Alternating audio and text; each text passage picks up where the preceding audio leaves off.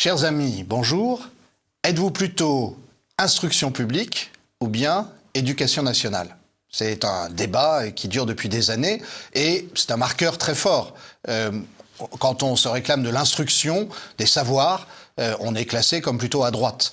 Quand on se réclame de l'éducation nationale, des compétences, on est classé comme plutôt à gauche.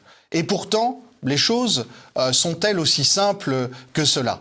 Si l'on regarde l'histoire du terme, au XIXe siècle, c'est dans les années 1820 qu'apparaît le terme d'instruction publique. Et paradoxalement, la Restauration, régime plutôt de droite, la met en place parce qu'elle trouve que le corps des professeurs issus de la Révolution et de l'Empire a trop d'indépendance par rapport aux instructions de l'État.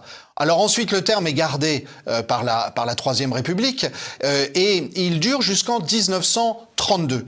1932, c'est le moment où Édouard Herriot, grande figure de la Troisième République, met en place effectivement l'éducation nationale telle que nous la connaissons. Alors je dis telle que nous la connaissons, sauf qu'en 1974, Valéry Giscard d'Estaing supprime le mot national. C'était le premier président qui avait une vision mondialiste de la politique française et c'est un tournant significatif que pas grand monde n'a remarqué. Alors, à partir de là, je vais donner un exemple très récent et paradoxal. Jean-Michel Blanquer, où est-ce que vous le classeriez?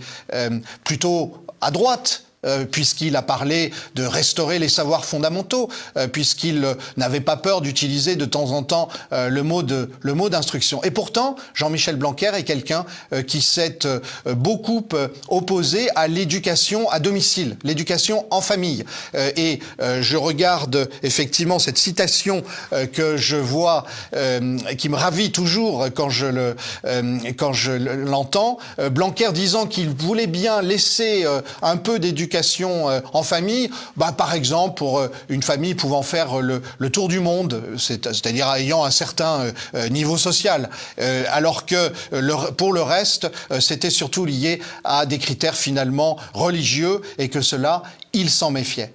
Eh bien, vous voyez que le débat est plus compliqué qu'il n'en a l'air. C'est un débat qui va nous occuper, effectivement, parce que l'instruction ou l'éducation, en fait, ça s'adresse à toute la personne de l'enfant.